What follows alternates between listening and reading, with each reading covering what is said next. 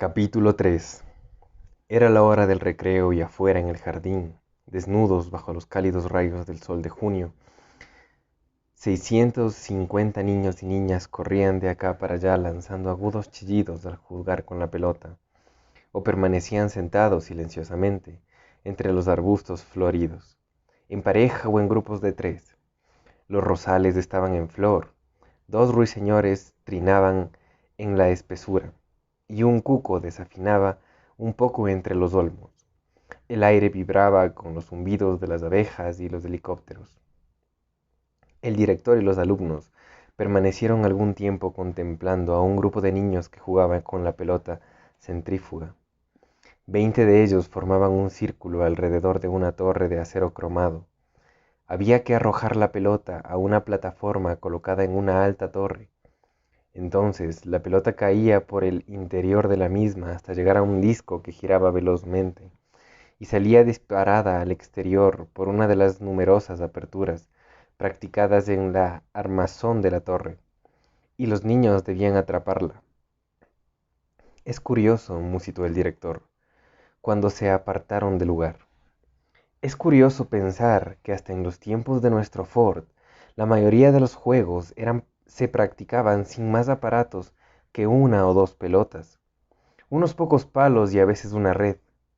Imaginen la locura que representa permitir que la gente se entregue a juegos complicados, que en nada aumentan el consumo. Pura locura.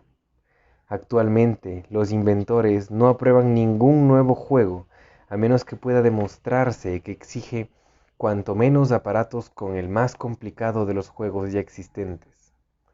Se interrumpió espontáneamente. He aquí un grupito encantador, dijo señalando con el dedo. En una corta extensión de césped, entre altos grupos de bellezos mediterráneos, dos chiquillos, un niño, uno de 7 años y una niña que quizá tendría un año más, jugaban seriamente y con la intención concentrada de unos científicos empeñados en una labor de investigación, a un rudimentario juego sexual. Encantador, encantador, repitió el D.I.C. sentimentalmente. Encantador, convinieron los muchachos cortésmente, pero su sonrisa tenía cierta expresión condescendiente. Hacía muy poco que había abandonado aquellas diversiones infantiles, demasiado poco para poder contemplarlas sin cierto desprecio. Encantador, no era más que un par de chiquillos haciendo tonterías, nada más tonterías. Siempre he pensado, comenzó el director en el mismo tono paternista, pero lo interrumpió un llanto bastante agudo. De unos matorrales cercanos emergió una enfermera que llevaba tomado de la mano a un niño que lloraba. Una niña con expresión ansiosa le seguía pisándole los talones. ¿Qué ocurre?, preguntó el director. La enfermera se encogió de hombros. No tiene importancia, contestó. Solo que el chiquillo parece también reacio a unirse al juego erótico de rigor.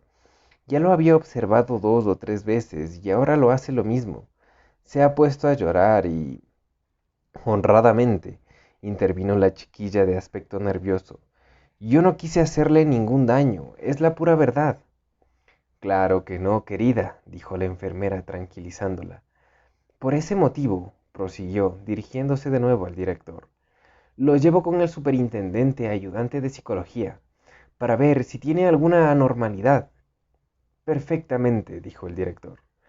Llévalo allá. Tú te quedas aquí, chiquilla, agregó mientras la enfermera se alejaba con el niño que seguía llorando. ¿Cómo te llamas? Polly Trotsky. Un nombre muy bonito, como tú, dijo el director.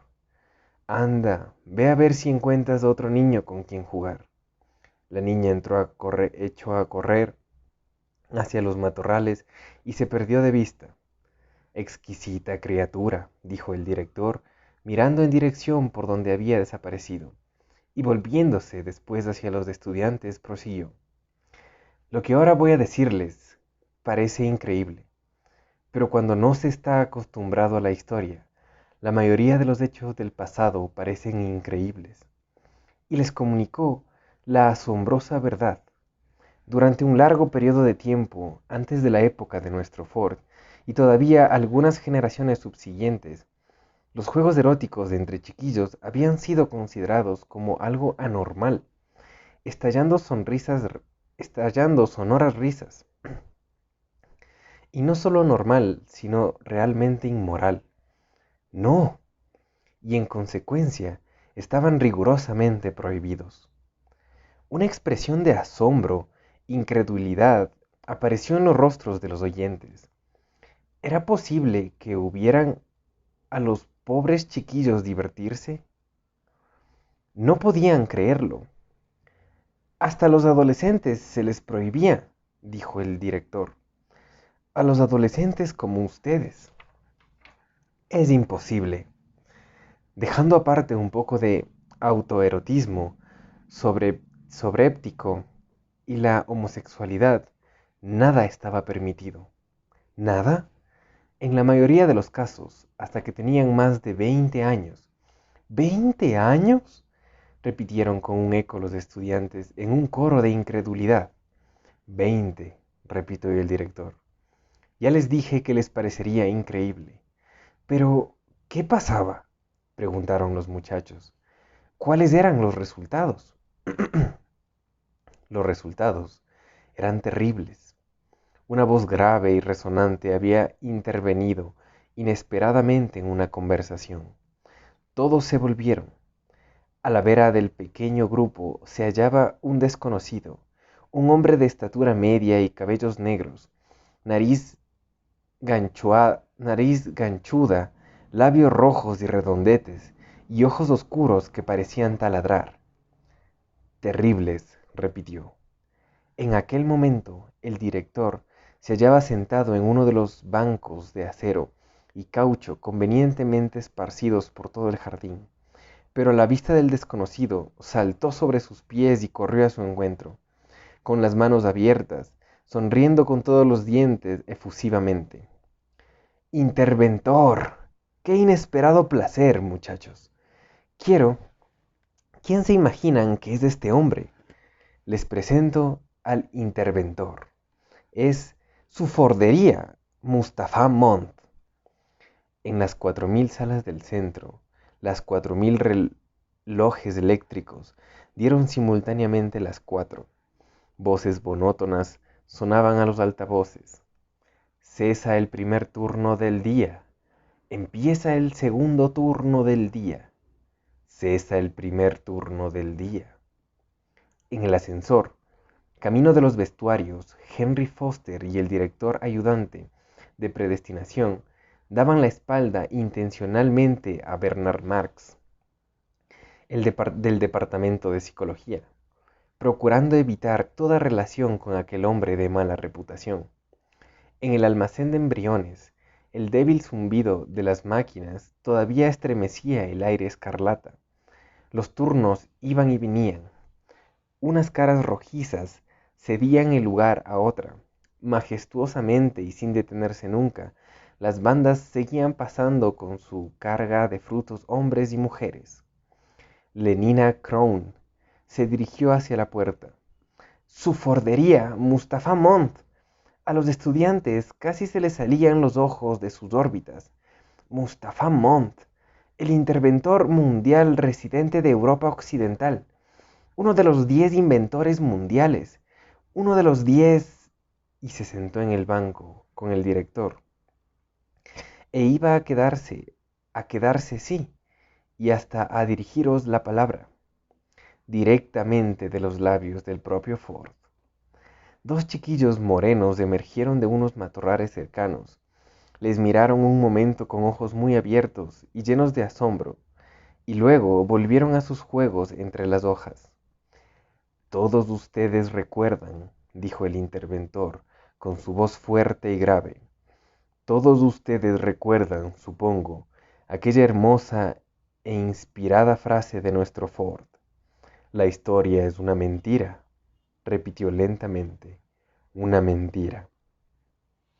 Hizo un movimiento con la mano y fue como si con un visible plumero hubiese quitado un poco de polvo, y el polvo era harapa, era de caldera y algunas telarañas, y las telarañas eran Tebas y Babilonia, y Nosos y Micenas.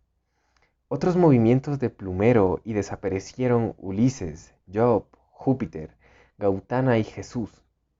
Otro plumerazo y fueron aniquilados aquellas viejas motas de suciedad que se llamaban antes Atenas, Roma, Jerusalén y el celeste imperio. Otro, y el lugar donde había estado Italia quedó desierto. Otro, y desaparecieron las catedrales. Otro, y fueron con el rey de Lear y los pensamientos de Pascal. Otro, y se fue la pasión.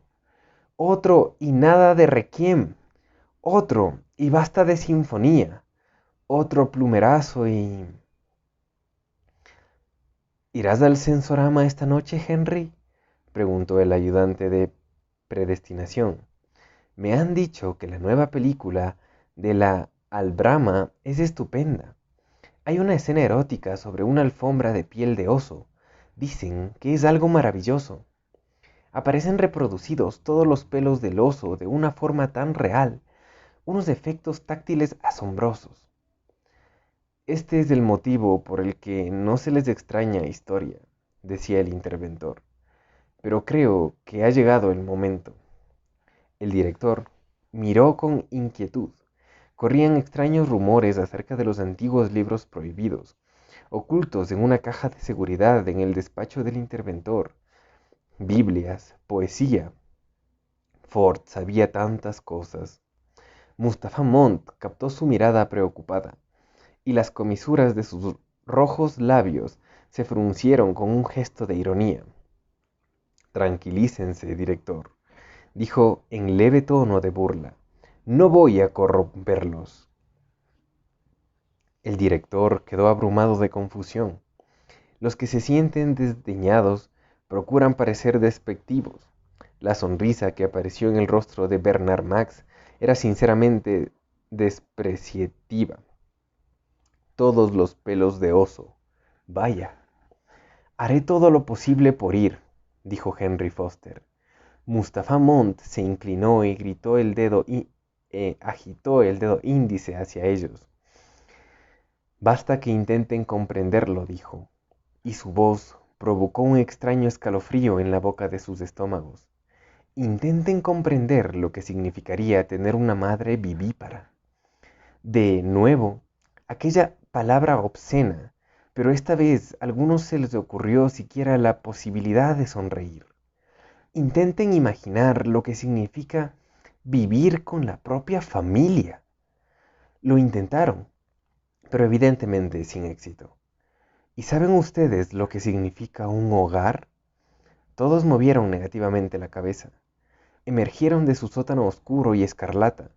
Lenina Crone subió 17 pisos, torció a la derecha al salir del ascensor, avanzó por un largo pasillo y abriendo la puerta del vestuario femenino, se zambulló en un caos ensordecedor de brazos, senos y ropa interior.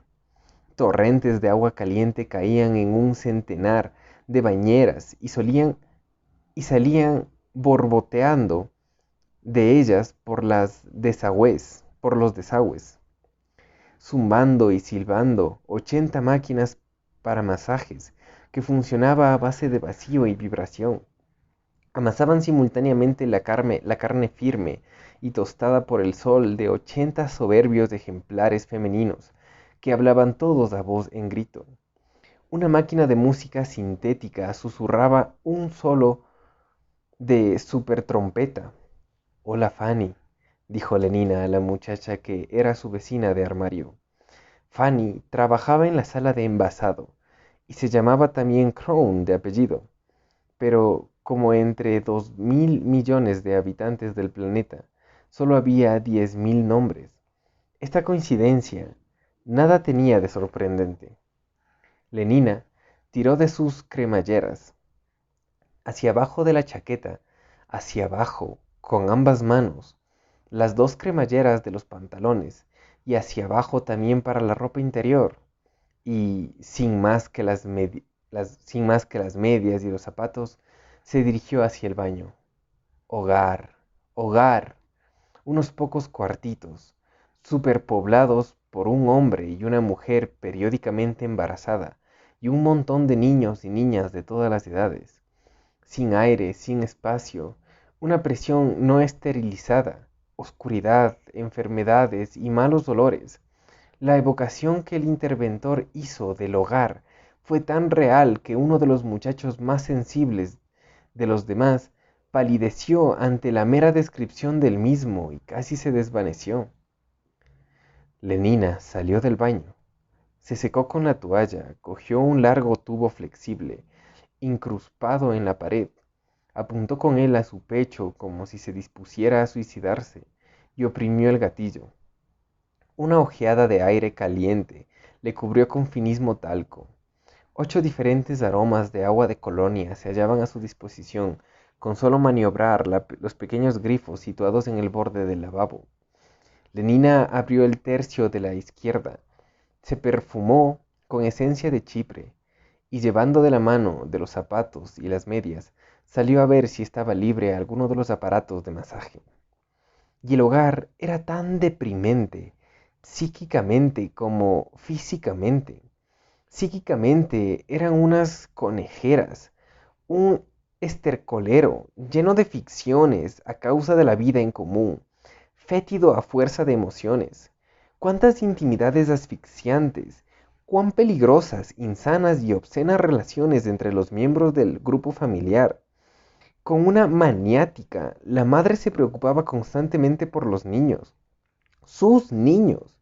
Se preocupaba por ellos como una gata por sus crías, pero como una gata que supiera hablar, una gata que supiera decir, nene mío, una y otra vez, nene mío, y, oh, en mi pecho sus manitas, su hambre y su placer doloroso, hasta que al fin mi niño se duerme. Mi niño se ha dormido con una gota de blanca leche en la comisura de su boca. Mi niño duerme. Sí, dijo Mustafa Mont, moviendo la cabeza. Con razón, se estremecen ustedes. ¿Con quién saldrás de esta noche? Preguntó Lenina, volviendo de su masaje con un resplandor rosado, como una perla iluminada desde dentro. Con nadie. Lenina arqueó las cejas asombrada. Últimamente no me he sentido muy bien, explicó Fanny. El director Wells me aconsejó tomar sucedáneo de embarazo. Pero si solo tienes 29 años, el primer sucedáneo de embarazo no es obligatorio hasta los 21. Ya lo sé, mujer, pero hay personas quienes les conviene empezar antes. El doctor Wells me dijo que las morenas de pelvis ancha como yo deberían tomar el primer sucedáneo de embarazo a los 17, de modo que en realidad llevo 2 años de retraso y no lo he tomado. Abrió la puerta de su armario y señaló la hilera de cajas y ampolletas etiquetadas del primer instante. Jarabe de Corpus Letum. Lenina leyó los nombres en voz alta. Ovarina fresca, garantizada. Fecha de caducidad 1 de agosto del 632 después de Ford. Extracto de glándulas mamarias. Tómese 3 veces al día, antes de las comidas, con un poco de agua. Placentina. Inyectar 5 cc cada 3 días. Intravenosa. Uy, se estremeció Lenina. Con lo poco que me gustan las intravenosas. ¿Y a ti? Tampoco me gustan, pero cuando son para nuestro bien. Fanny era una muchacha particularmente juiciosa. Nuestro Ford, como en alguna razón inescrupulable, decidió llamarse él mismo cuando hablaba de temas psicológicos. Nuestro Freud fue el primero en revelar los terribles peligros de la familia. El mundo estaba lleno de padres y por consiguiente estaba lleno de miserias, lleno de madres y por consiguiente todas las formas de perversión, desde el sadismo hasta la castidad, lleno de hermanos, de hermanas, tíos, tías y por ende lleno de locura y de suicidios. Y sin embargo, entre los salvajes de Samoa, en ciertas islas de la costa de Nueva Guinea. El sol tropical caía como miel caliente sobre los cuerpos desnudos de los chiquillos que retozaban promiscuamente entre las flores de hibisco. Su hogar era cualquiera de las 20 casas con techo de hojas de palma. En las islas Trobriands, la concepción era obra de los espíritus y de sus antepasados. Nadie había oído hablar jamás de padre. Los extremos se tocan, dijo el inventor, por la sencilla razón de que los obligan a tocarse. El doctor Wells dice que una cura de 3 meses a base de sucedáneo de embarazo mejorará mi salud durante los 3 o 4 años próximos. Espero que esté en lo cierto, dijo Lenina. Pero Fanny, ¿de veras quieres decir que durante estos 3 meses se supone que no vas a... Oh, mujer, solo durante 1 o 2 semanas, nada más. Pasaré la noche en el club, jugando al bridge musical. Supongo que tú sí saldrás, ¿no? Lenina asintió con la cabeza. ¿Con quién? Con Henry Foster. ¿Otra vez? El rostro afable, un tanto lunar, de Fanny cobró una expresión de asombro dolido y reprobador. No me digas que todavía sales con Henry Foster. Madres y padres, hermanos y hermanas, pero había también maridos, mujeres, amantes, había también monogamia y romanticismo. Aunque probablemente ustedes ignoren lo que es todo esto, dijo Mustafa Montt. Los estudiantes asintieron. Familia, monogamia, romanticismo, todo exclusivo, en todo una concentración del interés, una estrecha canalización del impulso y la energía. Cuando lo cierto es que todo el mundo pertenece a todo el mundo, concluyó el interventor, citando el proverbio hipnopédico. Los estudiantes volvieron a asentir con énfasis, aprobando una afirmación que 62.000 repeticiones en la oscuridad les habían obligado a aceptar, no sólo como verdad, sino como un axioma, evidente y absolutamente indiscutible. Bueno, al fin y al cabo, protestó Lenina, solo hace unos 4 meses que salgo con Henry. ¿Solo 4 meses? ¡Qué bien! Y lo que es peor, prosiguió Fanny señalándola con el dedo acusador, es que todo este tiempo no has estado con otro, excepto Henry, ¿verdad? Lenina se sonrojó violentamente, pero sus ojos y el tono de su voz siguieron desafinando a su amiga. No, nadie más, contestó iracunda. Y no veo por qué debería haber habido alguien más. Vaya. La niña no ve por qué, repitió Fanny como dirigiéndose a un invisible oyente situado detrás del hombro izquierdo de Lenina. Luego, cambiando bruscamente de tono, añadió, ¿en serio? La verdad es que creo que deberías andar con cuidado. Estás muy mal eso de seguir así con el mismo hombre. A los 40 o 45 años todavía. Pero, ¿a tu edad? No, no puede ser. Y sabes muy bien que el DIC se opone firmemente a todo lo que sea demasiado intenso o prolongado. Imaginen un tubo que encierra agua a presión. Los estudiantes se lo imaginaron. Ahora hagamos un solo agujero, dijo el interventor. ¡Qué hermoso chorro! Lo agujerió 20 veces. Brotaron 20 mezquinas fuertecitas.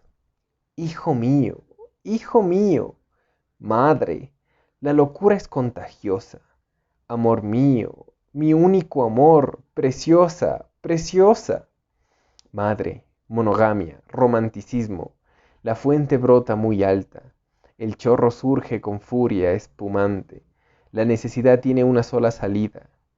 Amor mío, hijo mío, no es extraño que aquellos pobres premodernos estuviesen locos y fuesen desdichados y miserables.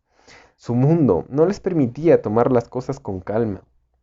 No les permitía ser juiciosos, virtuosos, felices, con madres y amantes, con prohibiciones por las cuales no había sido condicionados, con las tentaciones y los remordimientos solitarios, con todas las enfermedades y el dolor eterno. No es de extrañar que sintieran intensamente las cosas y sintiéndolas así, y peor aún en soledad, en un aislamiento individual sin esperanza, ¿cómo podrían ser estables? Claro que no tienes necesidad de dejarle, pero sal con algún otro de vez en cuando. Esto basta. Él va con otras muchachas, ¿no es verdad? Lenina lo admitió. Claro que sí. Henry Foster es un perfecto caballero, siempre correcto. Además, tiene que pensar en el director. Ya sabes que es muy escrupuloso. Asintiendo con la cabeza, Lenina dijo, esta tarde me he dado una palmadita en el trasero. ¿Lo ves? Fanny se mostraba triunfal. Esto te muestra que es lo que importa por encima de todo. El convencionalismo más estricto. Estabilidad, dijo el interventor. Estabilidad. No cabe civilización alguna sin estabilidad social.